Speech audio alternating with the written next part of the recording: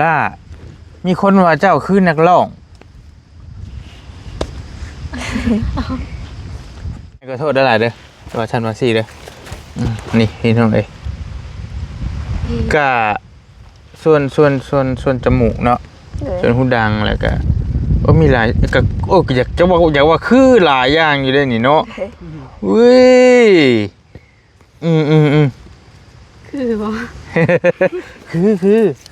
เนาะคัน FC บ่คอมเมนต์บอลี่ก็บ่ได้สร้างเบิ่งแน่นี่แต่ฮู้จักแล้วอยู่นี่เคยเห็นเพจเห็นหยังแล้วอยู่คนนี้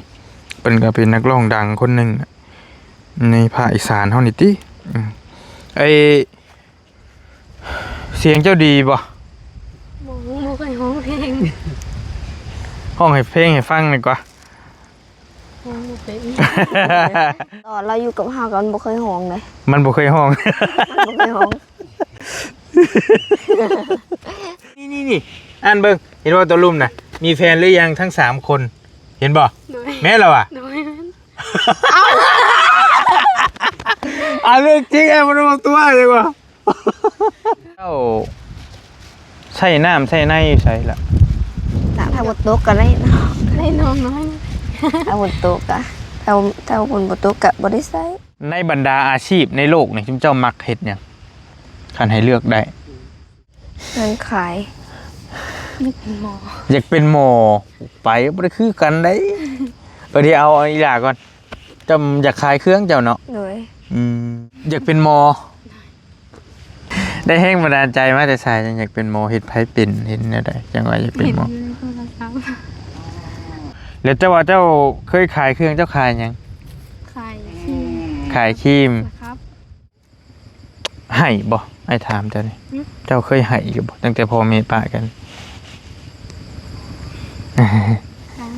ให้อยู่ให้แบบใดแบบมันคิดแบบใดมามันจังให้คิดฮอดพ่อเลยให้ก็บ่ได้ให้ไปเห็นดอกมีแต่ลี่ให้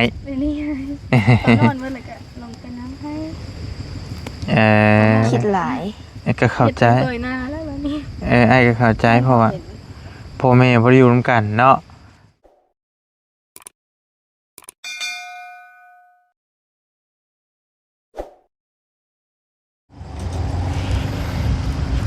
บ่ยาออกเมื่อแล้วกับภรรยาเพิ่นพี่น้องเอ้ยบอลียังอยู่กับน้องๆเพิ่นอันนี้ก็ได้อยู่ทุ่งนาแล้วก็ทั้งแม่เพิ่นกับป้าเพิ่นก็เมื่อแล้วท่านนั้นก็ได้เหลือแต่3คนขี้ย่านคือเก่าบัดนี้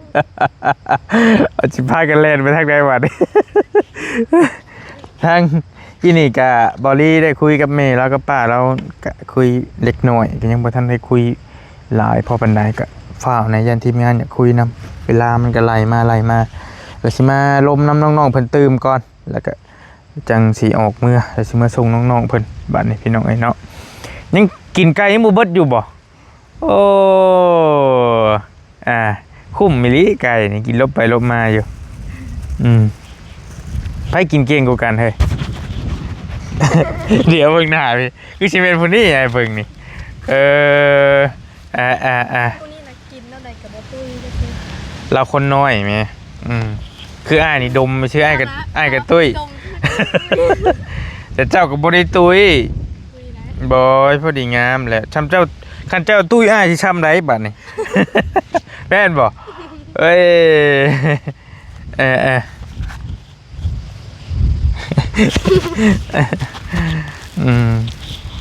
สบายดีได้น้องๆเด้อสบายดีรอบคำอีกเทื่อนึงเนาะกำลังมาติดตามเคส2 สาวเพิ่นอยู่พี่น้องเพราะว่า FC กำลังให้ความสนใจแล้วก็ติดตามกันหลายอยู่พอสมควรเนาะเอาไพ่ใส่คุมมาแล้วนะมีตัวตนอยู่บ่บ่าวแก้วอย่าถอดนั่นมาไล่ขวดเล่นอีกได้เอาอีลีไอ้เพยเห็นนี่ได้กินนี่นะแม่นบ่คันว่าเรามาทางหลังเจ้าน่ะพอแห้งเจ้าหลอนอีลีโอ้แค่ซูมีเสกเลยแต่ยังเนาะโอ้ยโบแม่ยังกินนี่พากันปุ๊บเป็นนางคุยกันอยู่ดอนท่านแหละได้เหมือนได้ยินเหมือนเสียงคนยางคุกเขียกแล้วพากันเล่นเลยอยู่หันเด้อยู่ข้างๆประชาหน่อย ยินเสียงบ่ ได้ยินเสียง เสียง ได้ยิน ยัง เบัดสามเลยได้ยินเบัดสามคนเลย จะพาตุ๊บมาพี่ เอ้ยอีหลีบอกแก้วไว้บ่ได้ลิ้นเด้เนาะ สิ้นบ่ ฮะ มันสิ้นบ่ มันบ่ได้แม่นวันสิ้นมื้อนี่ เปิด ล มา องเล สิ ขอีกครับ กะจังหวะ เด็ก ถา เล ม ย มึงดู โคกเขียกมื้อนี้เลขออกแล้วมื้อนี้เนาะ เด้อ อ่า กะในนอนอยู่ข้างภาษาเด้ ก็บ่ฮู้ว่าลมพัดใบตองบ่หรือว่า ว่าเสียงคือคนยางอะ แต่ว่าน้องเพิ่นก็บ่เสียงคนยางหั่นนะ คนย แต่เฮาเดียวแบบบ่ได้เห็นหยังมาแต่ใช้มาที่พุ่นและแด่ดงหิน ไปมาแต่ค่ายบ่ โดย โอเคกำลังเคยมาอยู่บ่ บ่ นี่หน้าน้องๆเพิ่น อันนี้บ่ แม่นละเที่ยง เวลาฝนตกเฮ็ดจังไดอยู่ เอาพยางมาปลุกออกเลย อันน่ะยามนำหน้าเจ้าก็มานอนนี่บ่ล่ะนอนอยู่นี่เลย เลย บัดนอนผับบ่ย่านบ่ซะบัดนอนบัดนี้ นอนหลายคน อืมเวลาปวดท้องปวดหยังลงกลางค่ำกลางคืนได้ซะ บ่ลงว่าดอกนี่กะเนาะเออ นอนหลายที่สุดกะอยู่หน้าถุงนอนประจ อันนี้เจ้าเที่ยวเอาก็ได้อะไรวะนี่มานอนอยู่บ้านน่ะตื่นเช้าก็ย่างมาดำนากะก็บ่ได้ไกลเนาะ ตะกร้าอย่าง ำยาบทานยาตื่นสวย ว่าดอก เบิดนี่นะค้ำถึงวันเดิน อืม ตื่นเรามือ5 โมงกับ6 โมงฮอด อืมล่ามีคนว่าเจ้าคือนักร้อง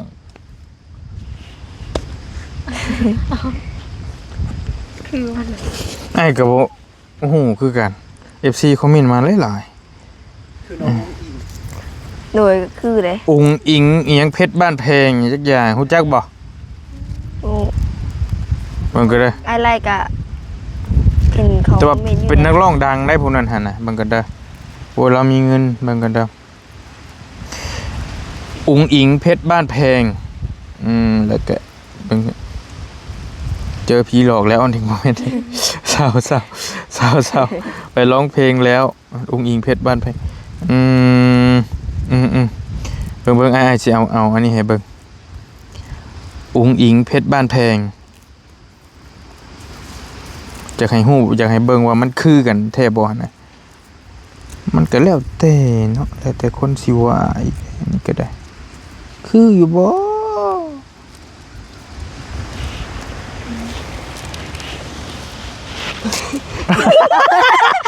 บ่ให้เราเบิ่งให้เจ้าตัวเราเบิ่งดู คือเลยแหละ เบิ่งดูล่ะคือบ่เจ้าอ่ะคือบ่ ยิ้มนะยิ้ม มันก็มีส่วนค่ายอยู่ได้เนาะ ขายเลย เบิ่งไอ้ขอโทษเด้อไอ้ขอโทษหลายๆเด้อว่าฉันว่าซี่เด้อนี่พี่น้องเอ้ยก็ส่วนจมูกเนาะส่วนหูดังแล้วก็มีหลายก็อยากจะบอกอยากว่าคือหลายอย่างอยู่ได้นี่เนาะเว้ยคือบ่ คือ คือเนาะ คัน FC บ่คอมเมนต์เบาลี่ก็บ่ได้สร้างเบิ่งแน่นี่แต่ฮู้จักเราอยู่นี่เคยเห็นเพจเห็นหยังเราอยู่คนนี้เพิ่นก็เป็นนักร้องดังคนหนึงน่ะในภาคอีสานเฮานี่ติไอเสียงเจ้าดีบ่ บ่เคยร้องเพลง ห้องให้เพลงให้ฟังหน่อยกว่า ร้องบ่เป็น มันต้องห้องเป็นแค่ว่าอยากอายซื่อๆเนาะยังบ่ทันเรื่องปานใดคือได้นี่เนาะ ตอนเราอยู่กับเฮากันบ่เคยห้องเลย มันบ่เคยห้อง มันบ่เคยห้อง มันเป็นหยังอันนี้ออกมากันไก่ก็ยังกินบ่เบิดอยู่เบิ่งจะมานั่งพี่ก็ได้อย่ามามุดน้ำหาไอ้เห็นมุดแล้วน่ะมันบ่ตึกไก่เจ้าหั่นแหละเบิ่งทรงอันนี้ก็ได้นี่ ไก่ โอ้ย คนแห่งตกใจอยู่เนาะใครอยู่มีหมู่แล้วมี4คนละบัดนี่พี่น้องไอ้ใครละปีบ่ผมออกมาหาคนเนาะ โอ้ยเนาะมาไล่เมื่อแล้วบ่ เมื่อไปโดน มันจะโดน ไอ้บอกแล้วไอ้ขนลุกอีกแหละ อันนี้ละไอ้ขอโทษเด้อพี่น้องที่ต้องว่าลบไปลบมาไอ้ไปอ่านคอมเมนต์เมื่อวานที่ไอ้พ่อจุ๊เจ้าอยู่จุ๊เจ้ามาหาฟื้นน่ะ เลย เพิ่น FC เพิ่นบอกว่าสวยทั้ง3สาวเลยเพิ่น เอ้า อีหลี อีหลีไอ้บ่อีหลีไอ้บ่ได้ตัวจะไปอ่านรถไอ้ช่องอ้ายน่ะ อีหลีอ้ายก็เห็นอ้ายนึกเอ้าอ้ายก็ยังว่าเอาเลยมันแปลกๆได้คำเว้านี่มันสามสาวนี่ใช่คือสองสาวมึงว่าอันมันมีอ้ายมีเบาเหย้าแล้วก็มีเบาแก้ววานนี่เนาะแล้วก็เบาไล่มี4คนแหละจุ๊บเจ้าเป็นสองสาวเนาะ เลยเอาแล้วอีกคนนึงมันใส่ไปดิ อันนั้นล่ะไอ้ว่าอีกคนหนึงมันมาจะใส่ไอ้นี่มีอีหลีไอ้เว้าอีหลีไอ้ก็บ่ฮู้อีหลีไอ้ไปอ่านเบิ่งเอ้าสามมาได้ใช้กันยังว่าหั่นน่ะบ่ฮู้ว่าเพิ่นเบิ่งผิดบ่หรือว่าแนวใดจังได๋ก็บ่จักคือกัน นอนหัวควรแล้วเนาะ แล้วมันมาบวกกับเหตุการณ์มื้อนี้พร้อมนะพี่น้องเอาไปนั่งคุยกันแล้วขกเขียกอยู่นั่นก็ได้ อีกงาไหมอีกกะ ทวิตนางงามไหมเนาะไอ้ว่าหยอกไปมันคือมีคนแบบติงเฮ็ดใช่แล้ว นั่นแหละปึ๊บบัดเดี๋ยวนะ ปุ๊บลงมาเลยต่อมาพอได้ยินเสียงย่างบัดเดียว เฮ้ยผมมีหยังดอกเว้ยแต่ว่าอันนี้เรื่องจริงมีอีหลี MC ไปตามไปอ่านบ่ก็ได้นี่จะไปอ่านบ่นี่ในต้นตัวนี้จะไอ้ทายเจ้าเมื่อวานนี้นี่ทั้งที่เฮานั่งกันนี่มีเจ้าสองสาวเองแม่นบ่ แต่เพิ่นว่ามีสามีอยู่คอมเมนต์หนึงแต่คอมเมนต์มันหลายนี่มีแฟนหรือยังนี่อ่านเบิ่งเห็นว่าตัวลุ่มน่ะมีแฟนหรือยังทั้ง3คนเห็นบ่แม่นแล้วอ่ะเรื่องจริงไอ้มันบอกตัวดีกว่า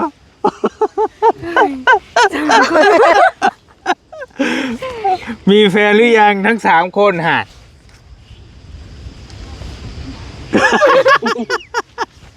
โอ้ขอโทษดีๆพี่น้องไอ้ว่าแบบงงกันว่าเอ้า บอกเบาไล่ปลอมตัวบุจักท่านปืน กระบูเพิ่นเบิ่งผิดบ่รู้ว่าเพิ่นพิมพ์ผิดนี่เฮาก็บ่จักนะบ่แก งั้นพี่มาทั้งเจ้าเลยบ่ ฮะ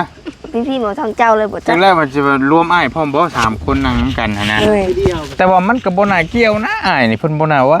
หรือว่าอีอันนั้นมันก็ ไอ้บ่จักอีหลีตัวนี้น่ะน้องเอ้ย เอาเปะเลยได้ เอาเจ้าว่าเปกบ่ล่ะเอาไอ้ก็ยังว่างงๆอยู่อ้ายไปเฮ็ดเอ้าไอ้เลยสะกดจิตใจเอ้า3คนอยู่ไสบัดมาคือมี2น้องมัน2คนนึง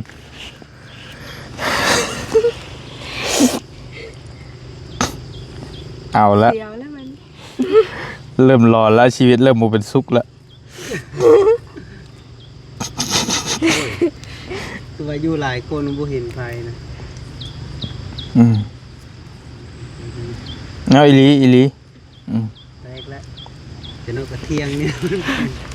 จังหน่อยปัจจุบันสบายดีทั้ง5คนพออีกแล้วอยู่4คนหนึ่งตอนนี้กันเนาะ อยู่น้ำเลย โอ้ยเอาพี่น้องเอ้ยที่จะอยู่เป็นลายให้เห็นลายก็ย่าละว่าเป็นยังค่อยเป็นค่อยไปบ่มีหยังดอกแต่ว่าเขาก็เรียนเท่านึงแล้วมานี่ สิได้วันที่2แล้ววันนี้รอบ2 มียังกระเต็ก ปูปลานะ จักสิแลนไปทางไหน แล่นไปทั้งพุ่นกับเมนบ่ เยอะ แลนไปหุ่นก็เจอเล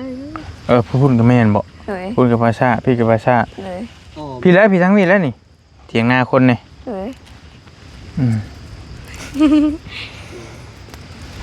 แต่คนนอนนำกันแต่เก่าดำหน้านี่แหละ สี่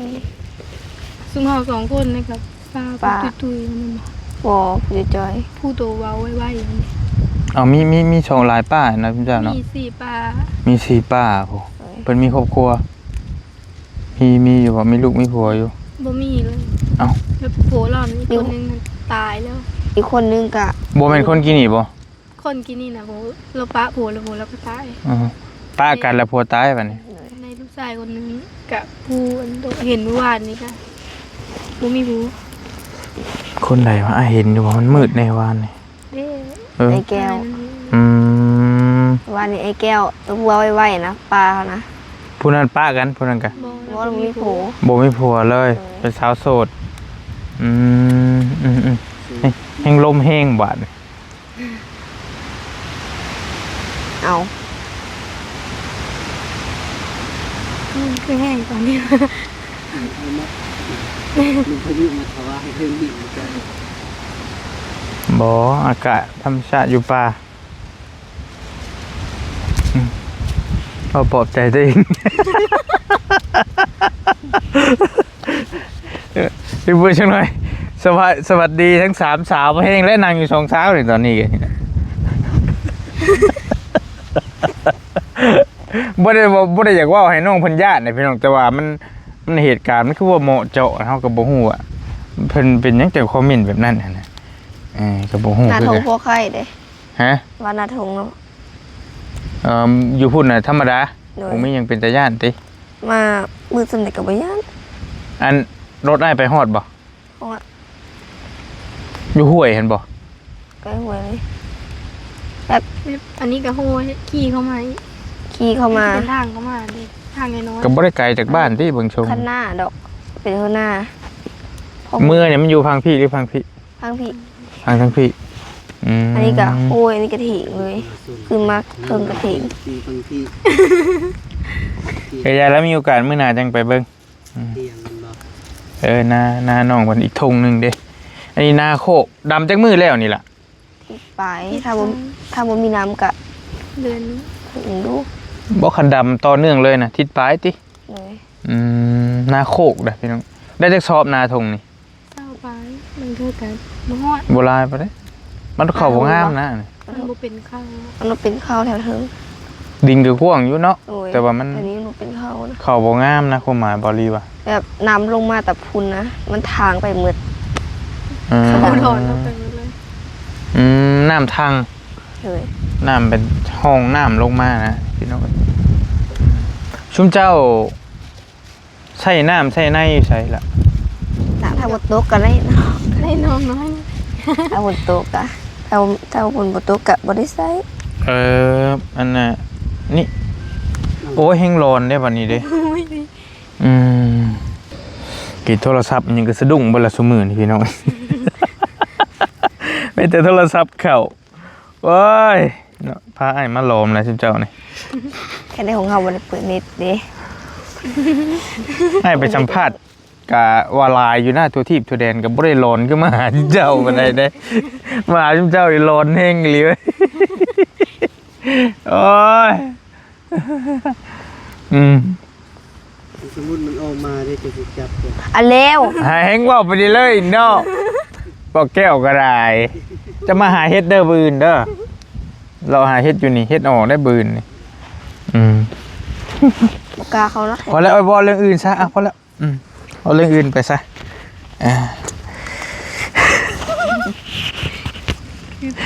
เจ้านั่งอันนี้ก็ได้นั่งคืออ้ายนี่เราคัดแข่งบ่ปวดแข่งบ่แปลว่ามันเป็นนักร้อง บ่เป็นบ่เป็น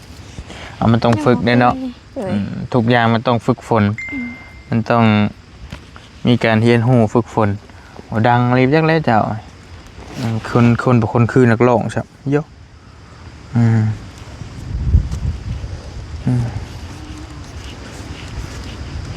ที่ได้บัด2อยู่จากเสียงผู้นี้ก็โอเคแล้วบ่รีบเสียงสีแหบๆแบบนึงนะ ในบรรดาอาชีพในโลกนี่เจ้ามักเฮ็ดหยังคันให้เลือกได้ว่าแบบนี้ลดง่ายๆค้าขายเป็นค้าขายเป็นอีหยังคนส่งของเป็นอีหยังก็ว่าไปนะมักแบบใดเป็นพนักงานนะบอกเป็นตำรวจเป็นอาจารย์อีหยังสินะไอ้ถามใจซื้อเรื่องมักนี่นะอาชีพวิธีหาเงินหาทองเจ้ามักแบบใดนะมักเปิดห้างค้าห้างขายบอกหรือว่านั่นใด เงินขาย นึกเป็นหมอ อยากเป็นหมอไปบ่ได้คือกันได้เดี๋ยวเอาอีหล่าก่อนเจ้าอยากขายเครื่องเจ้าเนาะ เลย แล้วอยากขายประเภทใดแบบนี้แนวขาย ขนมหั่นนะ ขายได้ทุกอย่าง เลย อยากได้อยากมีห้างค้าว่าซั่นซะ เลย อยากมีห้างค้าขายขายออนไลน์หยังกะว่าขายได้บ่ บ่รอด บ่ เป็นหยังจังว่าบ่รอด ขายอะไรได้หลายกว่านะ มันยาก เขาบอกว่าเรื่องยากนะว่าเรื่องมักนี่คนโอ้ยคนเป็นพ่อค้าออนไลน์ไม่ค้าออนไลน์รวยบ่เป็นง่ายได้แม่นบ่ล่ะ เท่ากับ เดี๋ยว ขาย เคยขายคือกันอีกฮะ แต่ว่ามันต้องคนแบบเว่าเป็นหนิดนึงเว่าแบบน้ำไหลไฟดับหนิดนึงนะเออ แต่โอเคแต่ว่ามาการค้าขายเนาะมาค้ามาขายเป็นยังจะมาออนไลน์บ่หลอด บ่รอดอ่านหนังสือก็คือกะ ตอบคอมเมนต์ ก็เว้นบ่ไหวผม มันต้องมีทีมงานมันต้องมีน้องนุ่งมาเฮ็ดน้ำกันว่าเฮาโด่งดังอีหลีก็บ่ยากดอกตัวนั้นน่ะเว้ย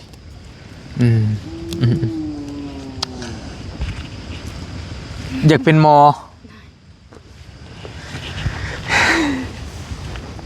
ได้แห้งบันดาลใจมาแต่สายจังอยากเป็นหมอเฮ็ดไผเป็นเห็นแนวใดจังว่าอยากเป็น เห็น หมอ อยู่ในโทรศัพท์ หมู่อ้ายไปคือย่านแท้เป็นประเภทเข็มประเภทหยังเนาะเป็นหมอมันต้องผ่าตัดฉีดยาอิหยังบ่ย่านบ่อืมเห็นในโทรศัพท์พัดว่ารู้สึกอยากเป็นติเนาะอยากเป็นหมอแผนกได้บัดสมมุติว่าได้ทุกอย่างเพราะว่าโลกนี่มันโตหมอแล้วก็มีหมอเฉพาะทางหมอโรคกระเพาะเฉพาะทางโรคกระเพาะเฉพาะทางตาสมมุติว่าคือลุงเจ้านี่เพิ่นแผนกจักษุก็เชี่ยวชาญทางนี้ก็เป็นหมอเฉพาะทางนี้หมอเกี่ยวกับกระดูกก็เป็นหมอกระดูกสินะเป็นหมอเกี่ยวกับโรคตับโรคหยังก็ว่ากันไปแต่มันก็ต้องเลือกอันใดอันหนึงมักไปนั่นน่ะเนาะแล้วเจ้าว่าเจ้าเคยขายเครื่องเจ้าขายหยัง ขายครีม ขายครีม นะครับ โอ้จังพ่อจังผิวขาวฮะ ล่มละลาย ล่มละลายแต่พ่อจังผิวขาวคล้ายๆครีมบ่ผิวขาวได้แต่เกิด อ๋อขาวอยู่แล้ว ดำกว่าเก่าอีกวันนี้เกิด โอ้อันนี้ดำบ่นี่เห็นนะ แต่ก็เอาข่าวกันนี้ ตะกี้ให้สีขาว ไงมาแล้วด พัดโท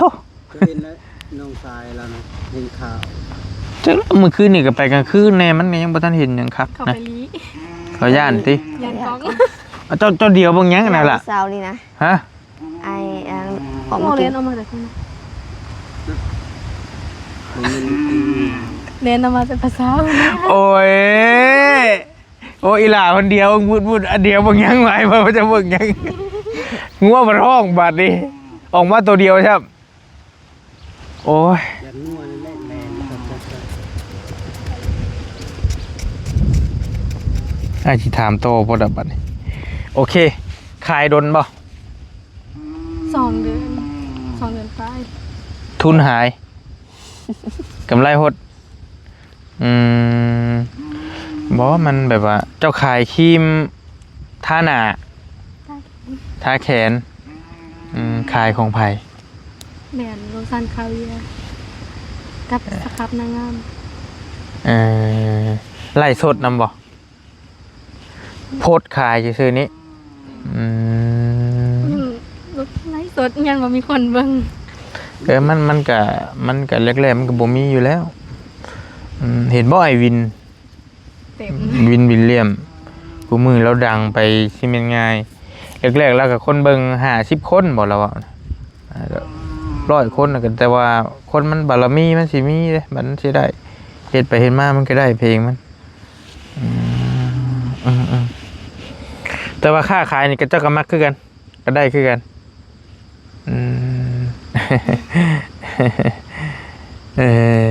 พี่น้องแต่ว่าคนค้าขายมันก็ต้องมักปะมักเว้านี่น่ะแต่นางวันนี้ไปสิบ่ว่าเว้าปานใดบ่ได้เบิ่งทรงนี่หรือว่าเฉพาะน้ำอ้ายซื่อบ่ บ่ เป็นคนแบบนี้อยู่แล้วเนาะ วอกับเฮาน่ะป๊าด บ่อะเด้ อ้าวนี่อยู่น้ำโดดแล้วได้ตั้ง ก็ความหมายว่าก็เข้าใจว่าจุ๊เจ้าก็ยังบ่ทันลึงเด้กับชุมอ้าย จึ ก็ งเลยฟังมัน บ่ วอก็ไปบ่แพ้มัน บ่เออ จนได้มันลืงนี่กว่านี้ จังหน่อยลึงชุมอ้ายนี่สิค้านฟังบ่ เลย อ๋อโอเค วอก็บ่ลืงแต่ ชาแนล ว่า บ่ลืมผู้บ่าวโอ้ยเนาะ พี่เล็ก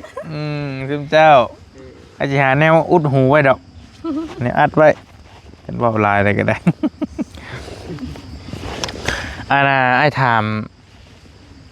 เรื่องส่วนตัวหน่อยหนึงอยากมีครอบครัวหรือเปล่า ถามทั้งสองเลย แลนเลยมีเสื้อ บ่อยากได้ยังบ่ใหญ่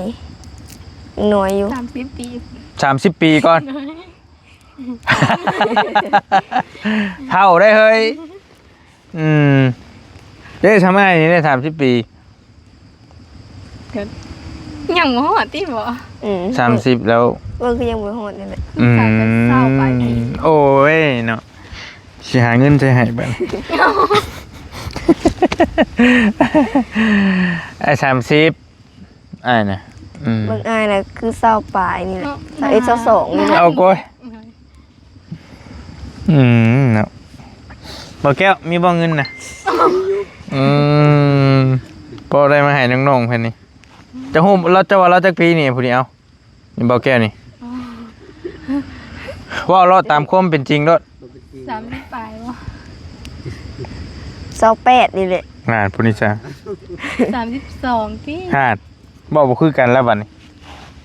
ผู้หนึง32ผู้หนึง28เอาแน่ๆ 28 28 32 32เจ้าจักปี 30 30อ่ะมันซ้ำกันก็ไม่ใช่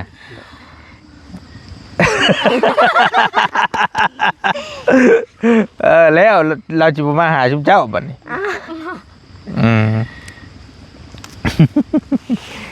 ยังบ่ทันอยากมีครอบครัวเนาะดีแล้วไอ้ชื่นชมคันว่าจากใจดีได้บ่แม่นมาอีกเดือน2เดือนข้างหน้าเอาผัวแล้วบ่ได้ ว้าว ก็ดี เองบ่คุ้ม ก็ดี อะไรมีผู้บ่าวสามีแต่ว้าว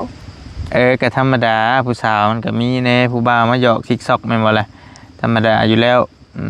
ผู้สาวต้องมีผู้บ่าวต้องมีผู้สาว แต่ว่าการสร้างครอบครัวนี่บางคนก็เห็นเป็นเรื่องเล่นๆเด้แต่ว่าเอาดีมันบ่เป็นเรื่องเล่นปานใดมีครอบครัวนี่โอ้โตล่ะ อันนี้เลย ฮะ มีแม่เลย มีเมียคนหนึงมีลูกคนหนึง อันนี้เจ้าคิดว่าท่านมีครอบครัวบ่ มีเมียคนหนึ่งมีลูกคนหนึ่งลูกสาวกำลัง3 ปี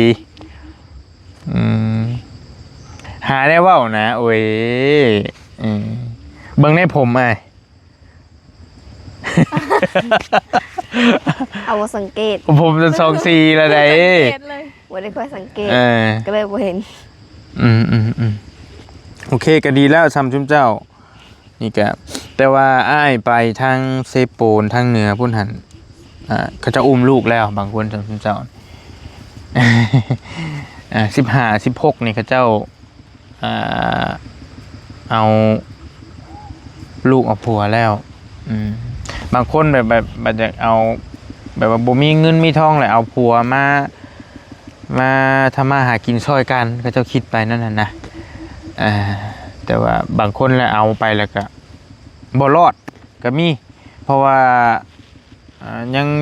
นิสัยยังเด็กน้อยอยู่แล้วก็บ่มีความอดทนต่อกันนะมันก็ไปกันบ่รอดบัดนี้ก็หลายแฮง ก็อย่างนั้นแหละเขาจังหวาว อันจะ เป็นอะไรแห ยั ละ นเขาตี ยันเขาตี มันก็หลายอยู่ผัวตีเมียตีผัวหลายชนหลายกับผัวแล้วตีเมียหลายอยู่พี่น้องแล้วก็คันนั้นก็อันนั้นซะเมื่ออยู่บ้านอ้ายซะพอจะคนหนึงมาอยู่ป้ามีน้องชายอยู่หมั่นไว้จะคนหนึงไป เมื่ออยู่น้ำเพื่อนผัวได้บ่สมมุติว่า บ่รอด บ่รอด เลย อย่าเผาว่าบ่แนวนั้นเฮาต้องว่ายังบ่ฮู้กันก็ได้เป็นหยังจังหวะพวกนี้จังหวะบ่รอดย่านบ่ถูกใจปู่ย่าแน่จังซี่บ่ เลย แม่ยาบ่มาก จันแม่ย่าบ่มาก เลย แกงหน่อไม้เป็นบ่ล่ะ เป็นแต่ว่าแซ่บ มันก็ต้องเรียนรู้ไปเว้ย บางทีก็จางกับเข้ม อ้าว เข้มกับจาง โอเค วันนี้เปิ้นกับปู่เองจางเลย ก็ถือว่าความคิดดีไอ้ก็ชื่นชมอยู่ว่าก็พอเฮาเห็นเดี๋ยวนี้ชนหลายคนก็อยากได้ผัวอยากได้ลูกได้ผัวแล้วหลายอยู่แต่ส่วนหลายจะน้องเพิ่นว่ามันยังบ่กุ้มตัวเองนะจะมีผัวว่าจังสิเป็นภาระอีกอย่างนั้นโน่นนี่ต้องเอาใจผัวอีกได้บัดนี้ ถึกผัวขี่น้อยใจอย่างนี้ต้องเอามกเอาใจเพิ่นอีกโอ้ยทุกข์อีกอุกใจอีก เป็นไปนั่นนั่นพี่น้องเอ้ย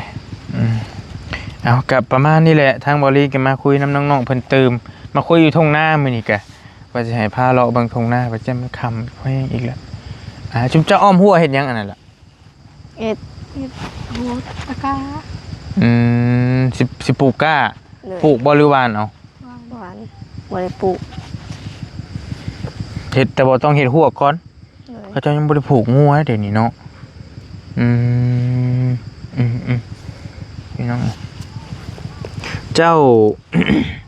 ตอนพ่อแม่เจ้าป้ากันนั้นเจ้าอยู่ไส ตอนแรกๆเลยนะ โดย อยู่น้ำพอ เจ้าอยู่น้ำพออันแม่เจ้าก็ไปอยู่บ้านพอหรือว่าอะไร แม่ปะแล้วนะบ่แม่ ตอนยังบ่ทันป้ากันหั่นนะ อยู่บ้านนาดื้อพุ่นแหละ บ้านพ่อเจ้าอยู่พุทธแม่เจ้าก็ไปอยู่น้ำพอพุทธอ๋อแล้วป้ากันอยู่พุทธ บ่แม่เขาไปเฮ็ดงานเลยค่ะเราไปได้ปีนึงแล้วกับป้า แม่เจ้าไปเฮ็ดงานแล้วพ่อบ่ได้ไปนํพ่ออยู่บ้าน ตอนเราเป็นบ้าน แต่ก่อนนั้นบ่ได้เป็นบ่หากมาเป็นน้ำหลังๆนี้ตอนแม่เจ้าไปเฮ็ดงานเจ้าไปอยู่ไสเจ้าอยู่น้ำพอ อยู่น้ำพอแล้วอยู่น้ำพอเท่าไม่เท่า ปู่ย่าปู่ย่าแล้ววันนี้แหละหลังจากแม่ก็พอป้ากันแล้วเจ้าก็กลับมาอยู่พี่เพิ่นเป็นบ้าถึงขั้นว่าฮู้อยู่ว่าเจ้าเป็นลูกเพิ่นฮู้อยู่ แบบเราเป็นซึมเศร้าบ่ เป็นบ้าแบบใดเป็นบ้ามันก็มีหลายระดับมีหลายประเภทอีกแล้วบัดนี้โวยวายบ่ตีไป บ่บ่ บ่ฟ้าตะวินาทีเห็นบ่ บ่ได้ตีเราคือเราอยากตีเราคิดว่าอีแม่น่ะมี มี สูง มีผู้บ่าว เห็นภาพหลอด โอ้ ตอนกันคู่มือกันยังเมา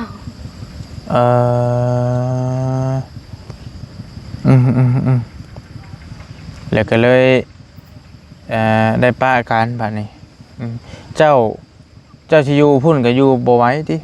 พ่อเพิ่นก็มัน 6 โมงอะ เราไปบ่รอดแล้วนะว่าความหมายว่าก็ได้ แต่ว่าเจ้าก็มีโอกาสก็เที่ยวมาเยี่ยมเพิ่นอยู่ติล่ะไม่ได้ไปเพิ่งโดนแล้ว โดนแล้วแต่ปู่ย่าก็ยังอยู่บ่ ยัง เจ้าใหญ่อยู่พุ่นหรือใหญ่อยู่พี่ ยังเพิ่ง ใหญ่อยู่พุ่นเพิ่นบ่กินฮอดบ่ซั่นน่ะนี่ไกลบ่จากนี้ไปไกลบ่ เดี๋ยวนี้นะเราบ่ได้อยู่แล้วเลยเราขายหมดแล้วดีเลยค่ะเราไปอยู่บริคำใส่ อ้ยะ แดง ไปอยู่พุ่นเบิดเลยเอาไปอยู่แข่งบุรีคำไส้ผู้เห็นไก่เขาบ้านเจ้าบุเคยไปเลยอยู่ผู้เคยไปอยู่ จะไปน้ำเหล่าอะไรจะ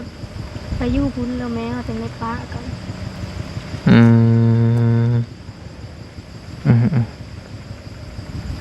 ก็เคยให้บ่ไอ้ถามเจ้านี่เจ้าเคยให้อยู่บ่ตั้งแต่พ่อแม่ป้ากัน ให้อยู่ให้แบบใดแบบมันคิดแบบใดมามันจังให้ คิดฮอดพ่อเลยให้กับว่าได้ให้ไปเห็นแล้ว มันมีแต่ลี่ให้ เรื่อยๆตอนนอนเมื่อไหร่ก็ลงไปน้ำให้ คิดหลาย ก็เข้าใจ เห็นหน้าแล้ววันนี้ ไอ้ก็เข้าใจเพราะว่าพ่อแม่บ่ได้อยู่ร่วมกันเนาะเห็นครอบ อยู่น้ำน้องอยู่นี่ ครอบครัวคนอื่นแบบเป็นครอบครัวที่อบอุ่นอยู่พร้อมหน้าพร้อมตากันเฮาผัดแม่ไปทั้งแม่พ่อไปทั้งพ่อบัดนี้ก็วัดหนึ่งอยู่แล้วก็คืออีหลานี่กับพ่อแม่ยังอยู่ร่วมกัน แต่ผัดพ่อผัดตาบอดหูหนวกแล้วก็น้องเพิ่นนี่ก็บ่ฮู้ว่าสิจักสิเป็นไปเท่าใดมันก็แต่ละคนก็ความทุกข์มันละบ่คือกันพี่น้องเอ้ยเนาะเอากับประมาณนั่นแหละมีแต่ เริ่มคำลงเลยอันนี้ก็ได้ก็ถามไปหลายก็ยาวจริงๆมันก็สิคุยไปหลายก็ยาวอยู่เพราะว่าหากกับพ่อกับน้องๆเพิ่นเด้สิคุยกันเป็นชั่วโมง2 ชั่วโมงก็ยังได้นี่บ่อึดบ่แนวถามน้องๆเพิ่นแต่ว่าเอาไว้มื้อหน้าซะ เดี๋ยวจังคุยกันใหม่เนาะมันก็เริ่มค่ำแล้วสิให้เบาแก้วเพิ่นมาคุยนำน้องๆเพิ่นตื่นพี่น้องเอ้ยช่วงค่ำๆแรงๆค่อยค่ำลงใครให้ย่างมื้อ2คนกล้ามื้อบ่นี่ บ่ ว่าดอกยังบ่ทันค่ำกะ เรียนอะไรปปากกันนั่นเลย ไปสิเรียนหันก่อนกัน ไปวันหันกันเลยเลย เสียงรถคนก็แซวๆอยู่หั่นน่ะสิมีจัง ทำแบบมือทางนี้มือกูมันกับภาษาปาก โอเคยันอะไรปปากกันมุตภาพ แต่ว่าน้องเพิ่นน่ะผู้นี้บ่มีโทรศัพท์ผู้นี้มีก็สิเพแล้วโทรศัพท์นี่ก็แตกไปละสองสาวเพิ่นนี่ก็ได้อยู่เถียงหน้านี่พี่น้องเอ้ยเนาะไปสัตว์อยู่ดีมีแฮงสู้ๆเด้อน้องเด้อแนวใดก็ได้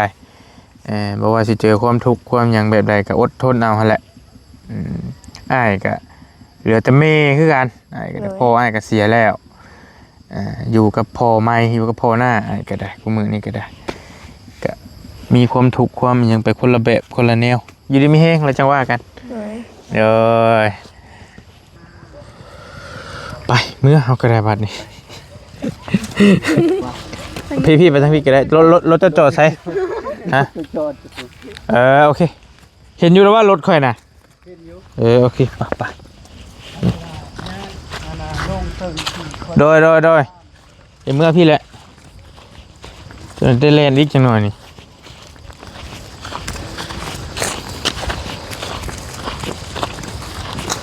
อันป้านี่ก็เป็นหน้าชุ่มเจ้าบ่เนาะเป็นดินชุ่มเจ้าเหรอวะเลย ขึ้น รถเท่าดิน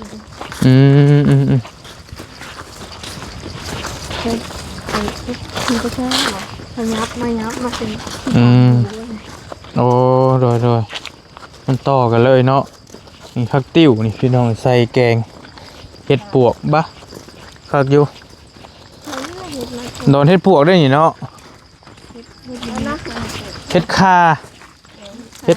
ห็ดดินเห็ดเพิงบางทรงยังมันเป็นโคกเลย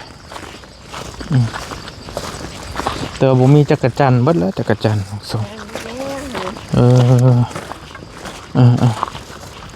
โอเค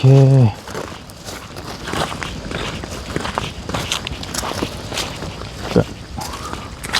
ซุ่มเย็นคักจูน้องเพิ่นก็ได้แต่ว่าที่อยู่ บ่ไอ้มื้นแต่ว่าที่อยู่ค่ำกับบ่กล้าอยู่ไผก็ได้คือสิย่านๆบางทรงร้อนนิดนึงกระเป๋าไผซะเฮ้ยน้องจะมีเงินไปจ้ะฮะ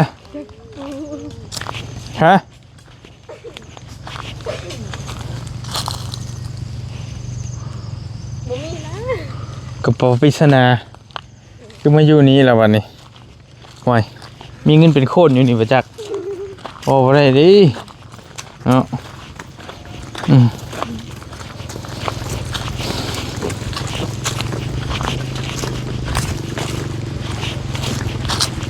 เสียจะบ่มีทางลดลงพี่น้องแต่ว่าถ้าเป็นก็คักขนาดจะลงได้อยู่ไอ้หวานเนาะตัวใกล้ๆนี่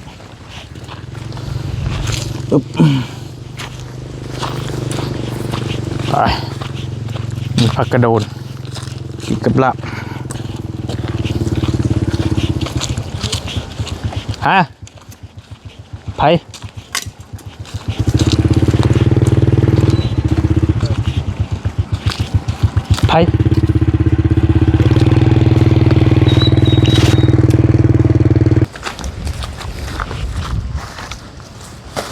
จะโยกให้ค่อยร้อนอะไรไหมยังร้อนอยู่ไปโอเคอยู่ดีมีแห้งโชคมาแล้วจังว่ากันนี่มาส่งน้องๆเพิ่นก่อนพี่น้องเอ้ยมันเริ่มค่ำเริ่มมืดแล้วจังว่ากันมาส่งน้องๆเพิ่นอยู่เฮือนก่อนเนาะ